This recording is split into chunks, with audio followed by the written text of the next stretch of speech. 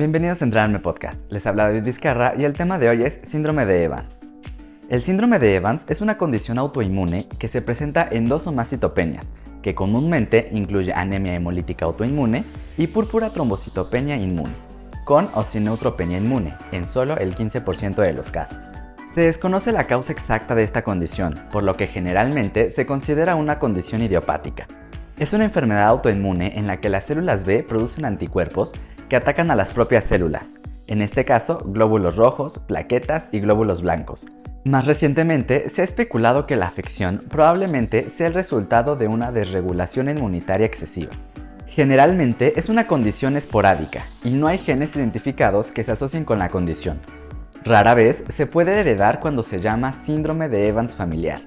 Se ha informado que algunos de estos casos coexisten con otros trastornos, como defectos cardíacos, o con trastornos hereditarios como la paraplegia espástica hereditaria.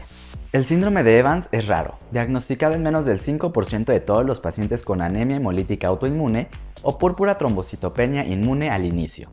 La edad media en el momento del diagnóstico es de 52 años, y como la mayoría de otras enfermedades autoinmunes, es más prevalente en mujeres con una proporción de 3:2 entre en género femenino y masculino. Recientemente se ha presentado una propuesta para clasificar la condición como primaria o idiopática o secundaria asociada a un trastorno subyacente. El síndrome de Evans secundario se ha asociado con enfermedades como el lupus eritematoso sistémico, la inmunodeficiencia común variable, el síndrome linfoproliferativo autoinmune en pacientes jóvenes, el linfoma no Hodgkin en pacientes mayores a 50 años, leucemia linfocítica crónica, infecciones virales como VIH y hepatitis C, y después de trasplante halogénico de células hematopoyéticas.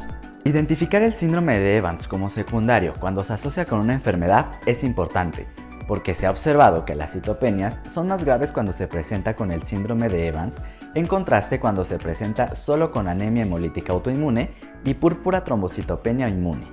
El tipo de anemia hemolítica autoinmune que se presenta en el síndrome de Evans es una anemia hemolítica por anticuerpos caliente, en lo que los anticuerpos IgG reaccionan con los antígenos de la superficie de los glóbulos rojos a temperatura corporal. Los signos y síntomas del síndrome de Evans son variables y depende del tipo de las líneas de células sanguíneas afectadas. En presencia de anemia hemolítica, los pacientes suelen referir la presencia de astenia, adinamia, náuseas y en ocasiones disnea. El examen físico suele evidenciar palidez de la piel y tegumentos, ictericia y esplenomegalia. Se presentan equimosis, hematomas o sangrado espontáneo en lesiones menores, petequias y púrpura en personas con púrpura trombocitopenia inmune, e infecciones recurrentes en personas con neutropenia. Se ha informado que la púrpura trombocitopenia inmune en el síndrome de Evans, en algunos casos, es lo suficientemente grave como para provocar hemorragia potencialmente mortal.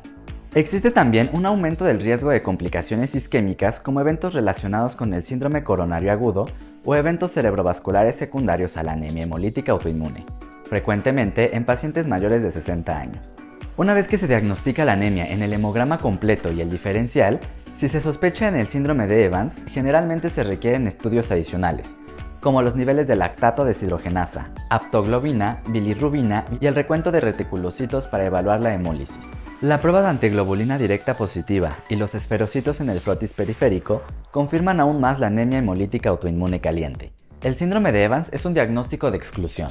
Por lo tanto, descartar etiologías comunes como la enfermedad de las crioaglutininas, la púrpura trombocitopénica trombótica, mediante una evaluación cuidadosa de frotis de sangre periférica, las causas infecciosas como el VIH o la hepatitis C, otras enfermedades autoinmunes y las neoplasias malignas son necesarias antes del diagnóstico. No existen pautas establecidas con respecto a qué pruebas se deben realizar en pacientes con sospecha de síndrome de Evans secundario para buscar una enfermedad subyacente. Sin embargo, en pacientes jóvenes se debe realizar un estudio mínimo para evaluar la malignidad, incluida una tomografía computarizada de tórax y abdomen. El diagnóstico diferencial incluye síndrome linfoproliferativo autoinmune, púrpura trombocitopénica trombótica, lupus eritematoso sistémico, inmunodeficiencia común variable, deficiencias de IgA, linfomas y leucemia linfocítica crónica. El manejo del síndrome de Evans es un desafío, ya que muchos pacientes son refractarios a los tratamientos comunes que funcionan de manera exitosa con la anemia hemolítica autoinmune aislada.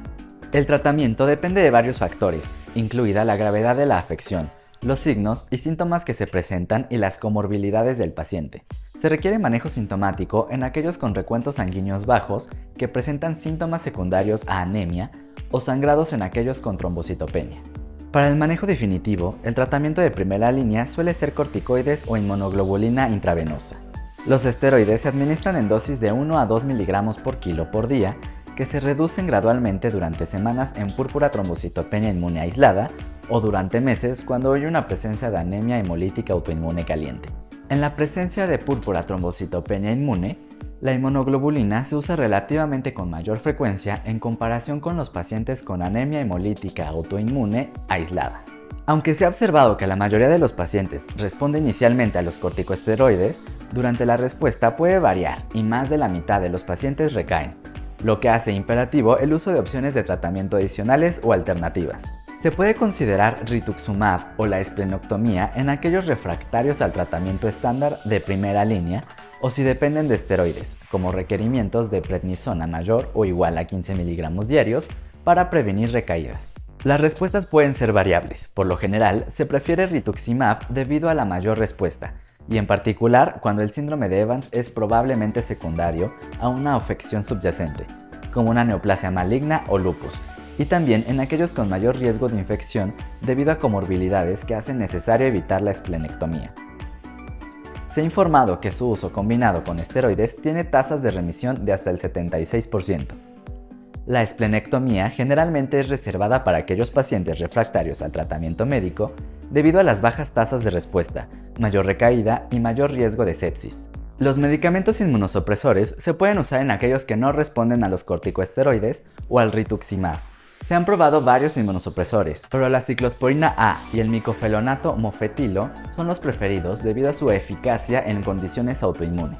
Otros inmunosupresores que también se han utilizado son la ciclofosfamida, azatioprina y el sirolimus. La elección del inmunosupresor depende de los factores del paciente, las comorbilidades y la gravedad de la enfermedad.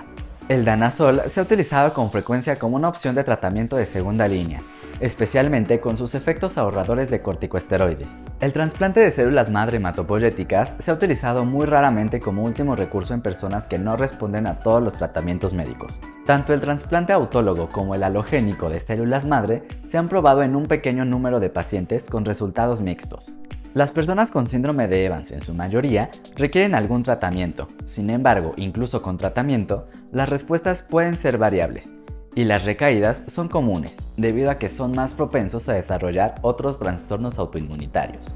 Con esto terminamos el repaso a síndrome de Evans. Les habló David Vizcarra para Entrenarme Podcast. Nos escuchamos en el siguiente tema.